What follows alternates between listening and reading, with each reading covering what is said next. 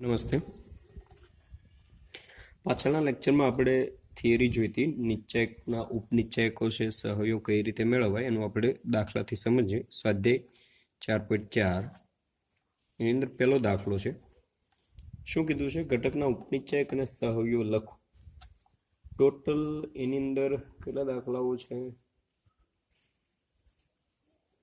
ઉપનિશ્ચયક અને સહયોગ 2 અને 3 એક્ઝામ્પલ છે. આપણે કોઈ પણ એક ગણીએ. સોરી, પહેલાના 2 છે અને બીજાના 2 છે. આપણે પહેલાનું એક ગણીએ, બીજો દાખલો ગણીએ. પહેલો છે એ હોમવર્કમાં 2 શું છે 2 - 4 0 3. બરોબર. આ ઉપનિશ્ચયક સહયોગ. તો 2 નો ઉપનિશ્ચયક તો 2 જે હારમાં હોય ને કોલમ એની સિવાયનો ઘટક એટલે 3. એવી રીતે -4 નો ઉપનિશ્ચયક. બહુ સહેલું છે. તમે 2x2 માં તો બહુ ઈઝી પડે. આ -4 જે હાર અને કોલમમાં છે એની સિવાયનો ઘટક એટલે 0. પછી 0 નો ઉપનિશ્ચયક. દરેક ઘટકના ઉપનિશ્ચયક હોય. 0 જે હાર અને કોલમમાં છે એની સિવાયનો ઘટક એટલે -4. 3 નો ઉપનિશ્ચયક. 3 જે હાર અને કોલમમાં છે એની સિવાયનો ઘટક એટલે 2. સહયોગ તો એને જે હાર અને કોલમ હોય એને વડે ગુણી નાખવાના. તમને ખ્યાલ હોય તો આપણે વાત કરી હતી માઇનસ પ્લસ માઇનસ, બસ એના જેવું જ છે. પેલું પ્લસ હોય, બીજું શું હોય? માઇનસ હોય. આ માઇનસ હોય, આ પ્લસ હોય, એના જેવું. તો 2 નો સહયોગ. આ જે 3 છે એના અહીંયા પ્લસ હોય. જો આ નિશાની યાદ રાખો, પેલું પ્લસ માઇનસ માઇનસ પ્લસ, એવી રીતે આગળ હાલતું જાય. પ્લસ માઇનસ પ્લસ માઇનસ, પછી બીજું માઇનસ થી શરૂ કરવાનું. Minus plus minus. અહીંયા ત્રીજો અંક આવતો હોય તો પાછું પ્લસ માઇનસ. પ્લસ છે એટલે આ 2 પ્લસ છે એટલે અહીંયા પ્લસ જ આવે. પછી -4 નો સહયોગ. એના ઉપનિશ્ચયક 0 ને કેટલા વડે ગુણવાના? -4 પાસે નિશાની કઈ છે જુઓ અહીંયા તમે, માઇનસ. તો 0 ને માઇનસ વડે ગુણો કઈ ફેર પડે નહીં એટલે 0. પછી 0 નો સહયોગ કેટલા છે? આ -4 છે. 0 પાસે નિશાની કઈ છે? માઇનસ. એટલે માઇનસ માઇનસ કેવા થઈ જાય? +4. એવી રીતે 3 નો સહયોગ. એ પ્લસ જ છે એટલે જે ઉપનિશ્ચયક હોય છે એનો જવાબ. બસ આ રીતે દાખલા ગણવાના છે. બીજો દાખલો જોઈએ. પહેલો દાખલો હોમવર્કમાં રહેશે. બરોબર, પહેલો હોમવર્ક. બીજો આપણે અહીંયા ગણીએ. 1 0 4 3 5 -1 0 1 2. થોડુંક સ્પીડમાં ગણવાનું જેથી કરીને સમય આપણો બચે. બાકી આ દાખલા ઘણો સમય માંગી લે. પહેલા આપણે બધાના ઉપનિશ્ચયક જોઈ લઈએ. બરોબર, ઉપનિશ્ચયક. બરોબર, 1 નો ઉપનિશ્ચયક કયો આવશે? 1 જે હાર અને કોલમ હોય એની સિવાયનો નિશ્ચયક. 5 - 1 1 2. કેટલા આવે? 10 + 1 = 11.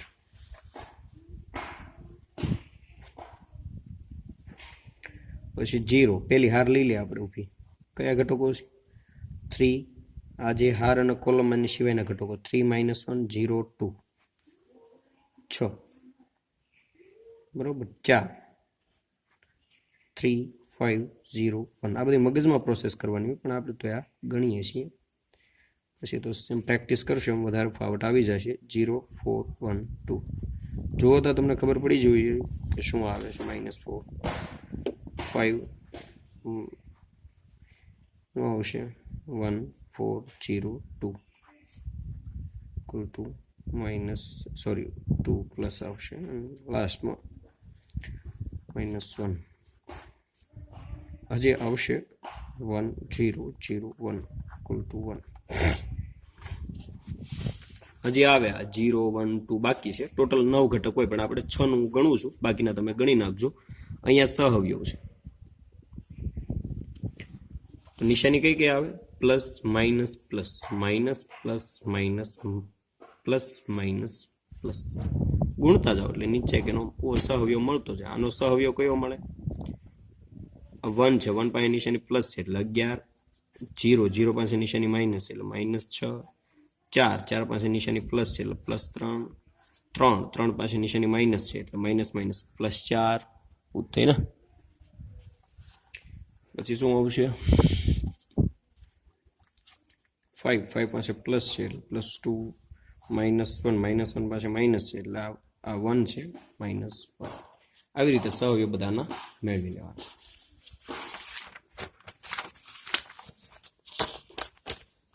ત્યારબાદ આવે છે બીજી આરના ઘટકોના સહયોગના ઉપયોગથી નીચે એકનું મૂલ્ય મેળવો બહુ સહેલું છે ડેલ્ટા ઇક્વલ ટુ આપણને આપેલા છે 5 3 8 2 0 1 1 2 3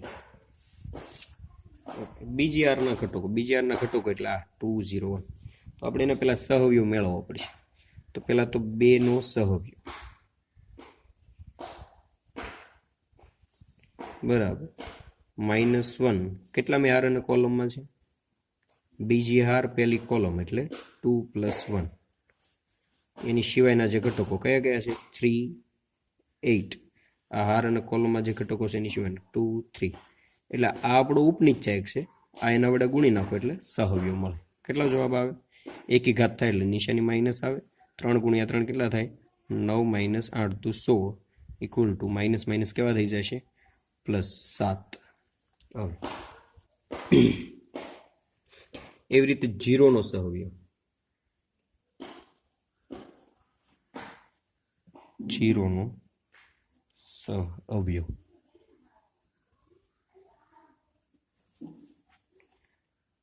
-1 ની 2 + 2 ઘાત બીજી હાર ને બીજી કોલમમાં છે એની સિવાયના બધા ઘટકો 0 ની હાર અને કોલમ સિવાયના ઘટકો કયા આવે 5 8 1 3 કૌંસમાં 15 - 8 ઇક્વલ ટુ ફરી વખત 7 આવ્યા હવે આ એક પહેલો ઘટક છેલ્લો ઘટક છે 1 નો સહયોગ -1 બીજી હાર ત્રીજી કોલમ એ જે હાર અને કોલમમાં છે એની સિવાયના ઘટકો 5 3 અને 1 2 એટલે -10 -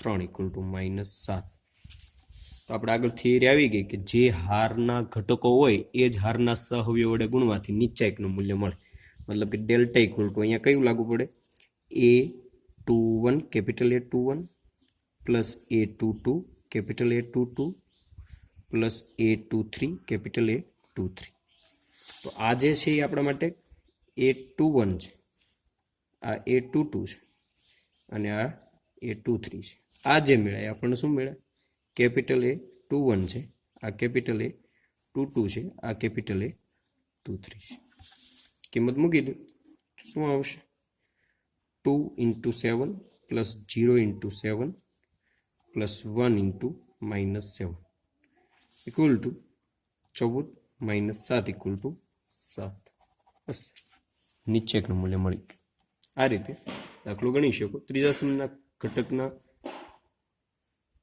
સહયોગના ઉપયોગથી મૂલ્ય મેળવવાનું છે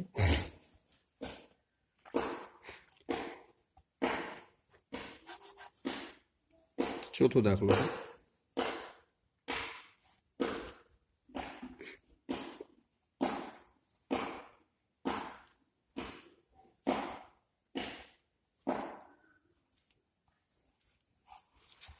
ઉપર જેમ દાખલો ગણ્યો એ જ રીતે ત્રીજી હારના ઘટકો માટે જોઈએ તો ત્રીજા સ્તંભના ઘટકો કીધા છે એટલે ત્રીજો સ્તંભ છે એના ઘટકો એટલે YZ નો સહયોગ શું આવશે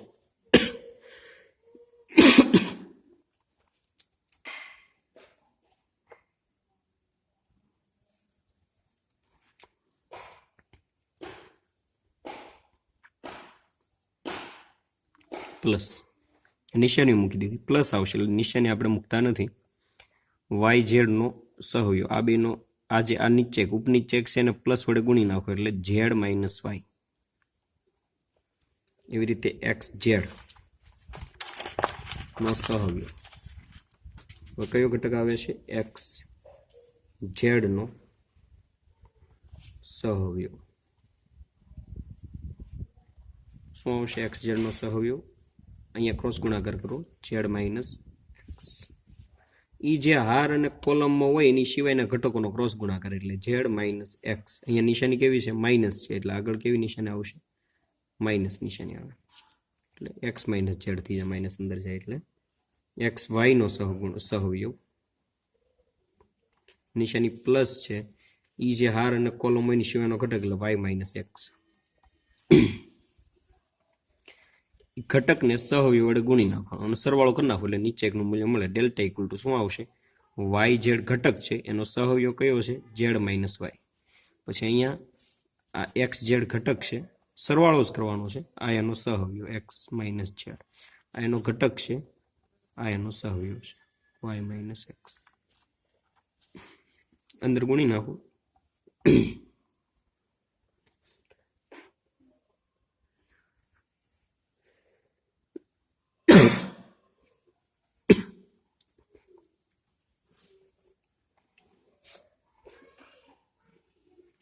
અને અંદર ગુણો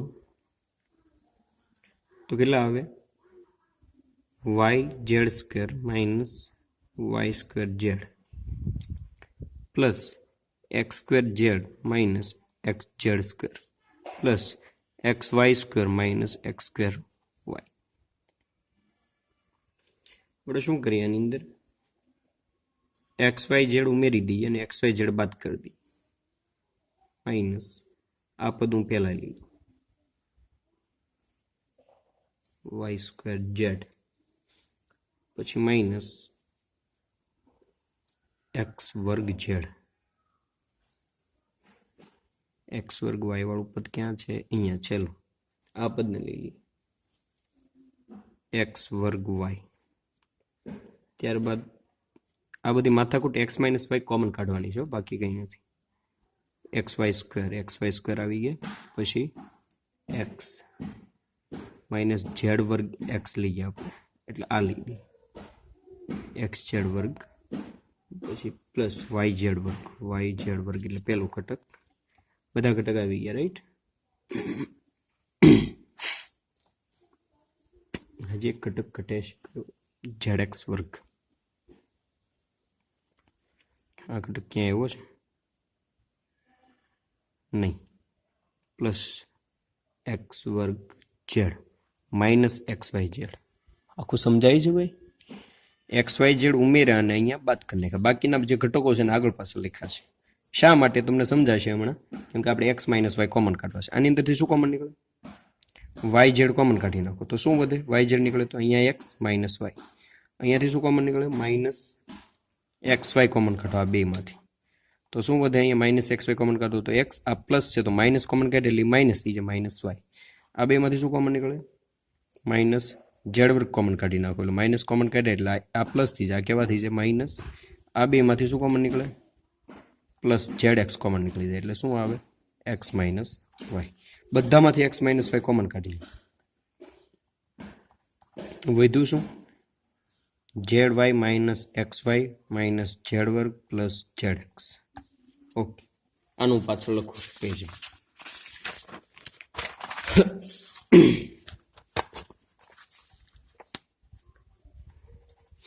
શું વધ્યું? એક્સ માઇનસ વાય કૌંસમાં Y Z minus X Y minus Z વર્ગ પ્લસ ઝેડ એક્સ. હવે આની અંદરથી આ બેમાંથી કંઈક કોમન નીકળશે. જુઓ તમે, અહીંયાથી વાય કોમન નીકળી જાય આ બેમાંથી તો ઝેડ માઇનસ એક્સ. અહીંયાથી માઇનસ ઝેડ કોમન કાઢી લો તો અહીંયા માઇનસ સી પ્લસ થઈ જાય, આ પ્લસ સી માઇનસ થઈ જાય એટલે એક્સ માઇનસ વાય. આ બેમાંથી ઝેડ માઇનસ એક્સ કોમન કાઢી લો તો વધે શું? અહીંયા વાય માઇનસ ઝેડ. બસ આ આપણો જવાબ. આ એક સાદુરૂપ આપ્યું એટલા માટે, બરોબર? આ રીતે એક સરળ ફોર્મ તમે મૂકી શકો. પાંચમો ઓપ્શન છે તો એના ડેલ્ટાનું મૂલ્ય જો તમે જે હાર હોય એ જ એના ઘટકો, જે હારના જે ઘટકો છે એના સહવયવ હોય. દાખલા તરીકે આવું એક જોઈ લેવાનું કે A21 હોય તો ત્યાં કેપિટલ A21 આ બે હરખા હોવા જોઈએ. એવી કોઈ એક હાર અથવા એક કોલમ લઈ લો તેનો જવાબ 0 આવે. સોરી, એની સિવાયના જે ઘટકો એનો 0 આવે, બાકી આનું મૂલ્ય નીચે એક મળે તો પહેલામાં શું છે એ ઓપ્શનમાં A11 કેપિટલ A31 આ સરખા નથી એટલે પહેલો ઓપ્શન નહીં આવે, આગળ જોવાની જરૂર જ નથી. બી ઓપ્શન, તો એમાં A11 છે કેપિટલ A11 છે પ્લસ A12 છે કેપિટલ A21 છે, અહીંયા ચેન્જ થઈ જાય તો એ નહીં આવે. સી ઓપ્શન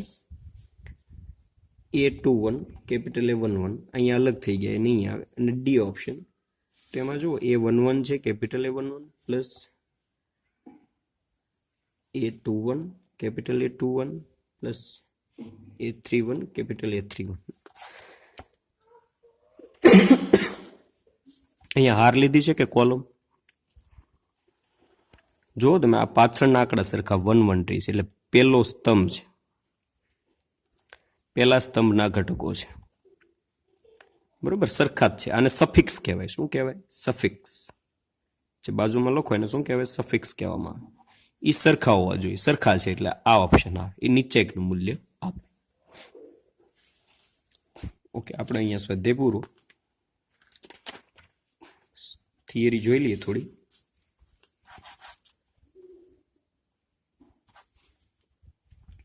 હવે જે આવે છે સહ અવયવજ શ્રેણિક.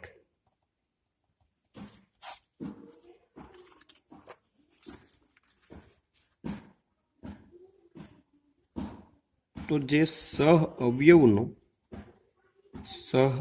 અવયવનો જે શ્રેણિક બને તેના પરિવર્તક શ્રેણિકને સહ અવયવજ શ્રેણિક કહે છે. તેને એડજોઇન્ટ ઓફ એ એવું કહેવાય. શું વંચાય? એડજોઇન્ટ ઓફ એ, બરોબર, વડે દર્શાવાય.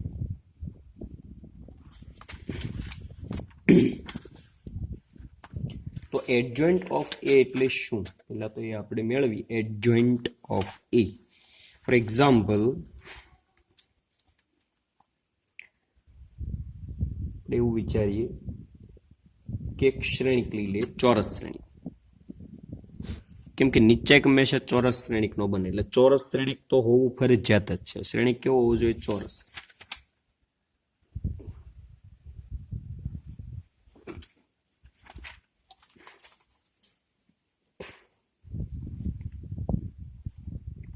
આવો એક નું અહીંયા શ્રેણિક વિચારીએ. A11 12 13 A21 22 23 A31 32 33. આ એક શ્રેણિક છે. તો એડજોઇન્ટ ઓફ એ, આનો નાનો સહઅવયવ શ્રેણિક શું આવે? સહઅવયવ ઘટકો. અવયવ ઘટકો કયા આવે? એને અનુરૂપ, એટલે કેપિટલ A11. આ સહઅવયવને આપણે કેપિટલ વડે દર્શાવી.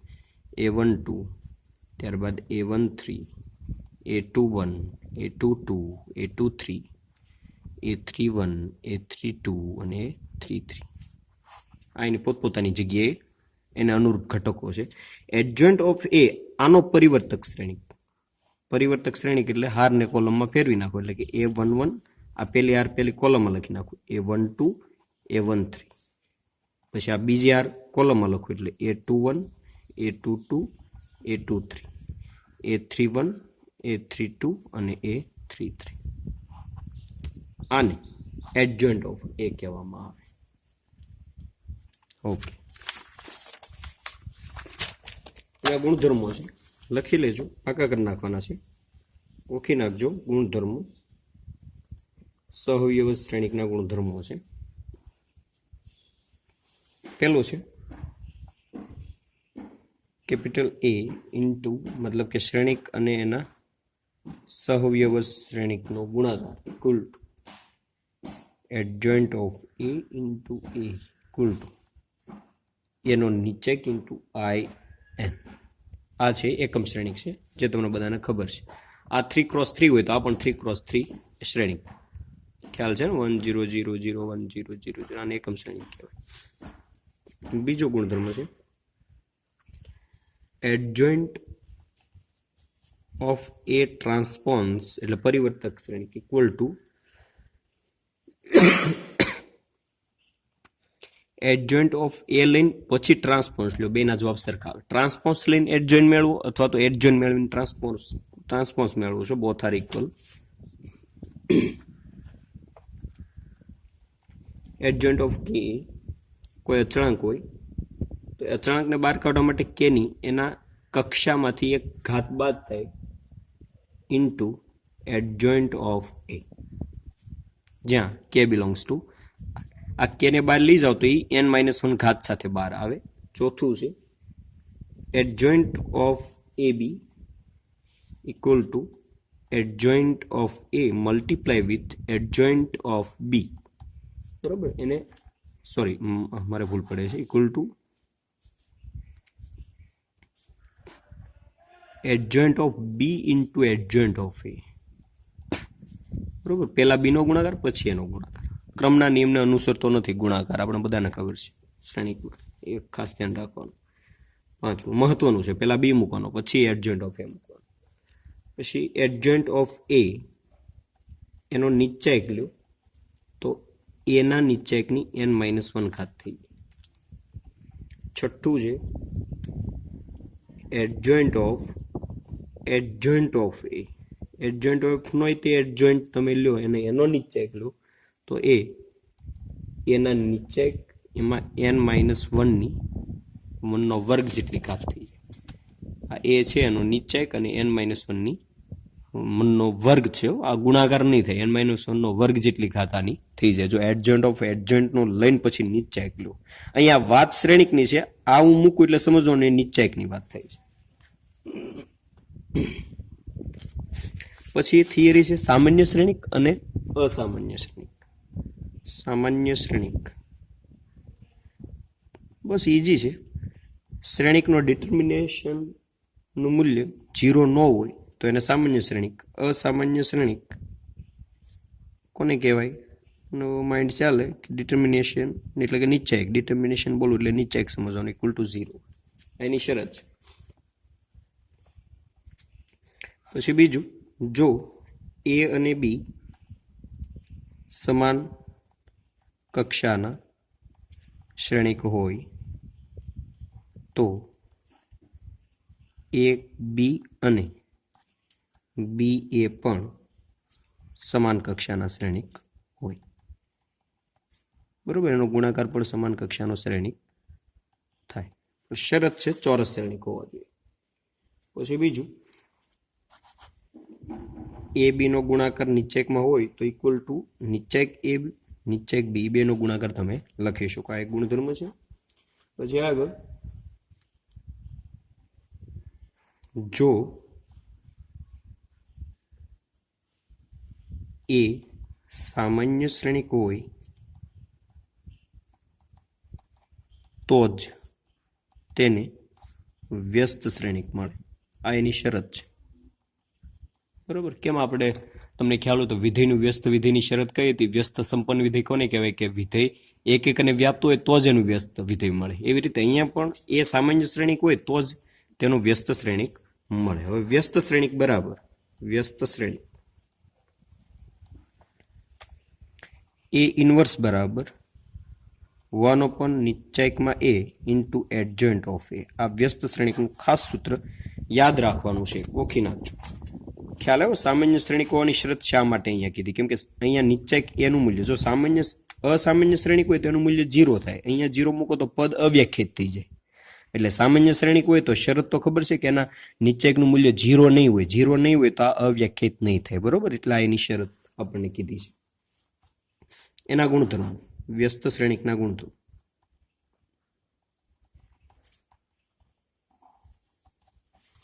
પહેલું છે એ ઇન્વર્સ નો ઇન્વર્સ બરાબર એ. બીજું છે એ બી ઇન્વર્સ બરાબર ઊંધું થઈ જાય બી ઇન્વર્સ એ ઇન્વર્સ. ત્રીજું છે એ ટ્રાન્સપોઝ એનો ઇન્વર્સ લ્યો તો એ ઇન્વર્સનો ઇન્વર્સ લ્યો ને પછી ટ્રાન્સપોઝ લો. ટ્રાન્સપોઝ એટલે પરિવર્તક શ્રેણિક. બરાબર, બધા હારને કોલમમાં ફેરવાના અથવા બધી કોલમ છે એને હારમાં ફેરવી નાખો, એને પરિવર્તક શ્રેણિક એટલે કે ઇંગ્લિશમાં એને ટ્રાન્સપોઝ કહીએ આપણે. તો એ ટ્રાન્સપોઝ લઈને પછી તમે એનો ઇન્વર્સ મેળવો અથવા તો વ્યસ્ત મેળવો, અથવા તો પહેલા વ્યસ્ત લઈને પછી ટ્રાન્સપોઝ લેશો. બેના જવાબ કેવા આવશે? સરખા આવશે. ચોથું છે ડિટર્મિનેશનની અંદર એ ઇન્વર્સ ઇક્વલ ટુ પહેલા નીચા એક મેળવીને પછી ઇન્વર્સ લો, વ્યસ્ત લેશો તો એ બેના મૂલ્યો કેવા આવશે? સરખા આવશે. પાંચમું છે એ ઇન્ટુ એ ઇન્વર્સ અથવા તો એ ઇન્વર્સ ઇન્ટુ એ નિશ્ચાયક અને તેનો વ્યસ્ત શ્રેણિક, શ્રેણિક અને વ્યસ્ત શ્રેણિકનો ગુણાકાર ઇક્વલ ટુ એકમ શ્રેણિક મળે આય. અને છઠ્ઠું છે કોઈ અદિશ વડે ગુણેલા હોય શ્રેણિકને અને એનો ઇન્વર્સ લ્યો તો કે તમે બહાર કાઢી શકો અને પછી અલગથી નિશ્ચયકને તમે વ્યસ્ત શ્રેણિક અલગથી શ્રેણિકનો તમે વ્યસ્ત શ્રેણિક લઈ શકો. આ એના ગુણધર્મો છે, ગોખી નાખવાના છે, વ્યવસ્થિત તમારે પાકા કરી નાખવાના છે. ખાસ જે આજે મેં અત્યારે થિયરી ચલાવી બહુ જ મહત્વની છે અને આના ઉપર સ્વાધ્યાય 4.5 આવશે, એ આપણે આગળના લેક્ચરમાં જોઈશું. પણ આ થિયરી જે સમજાવી લખી નાખજો, વ્યવસ્થિત સમજો અને સમજીને પાકી કરજો. બરોબર. સહ અવ્યવજ શું છે અને સહ અવ્યવજના ગુણધર્મો કયા છે, વ્યસ્ત શ્રેણિક કઈ રીતે મેળવવાનું છે, એના ગુણધર્મો કયા છે, આ વ્યસ્ત શ્રેણિક મેળવવાનું સૂત્ર છે. એ આપણે દાખલા આવશે ત્યારે ઉપયોગ કરશું ત્યારે વધારે સમજાશે. અહીંયા આપણે આપણો ક્લાસ પૂરો કરીએ.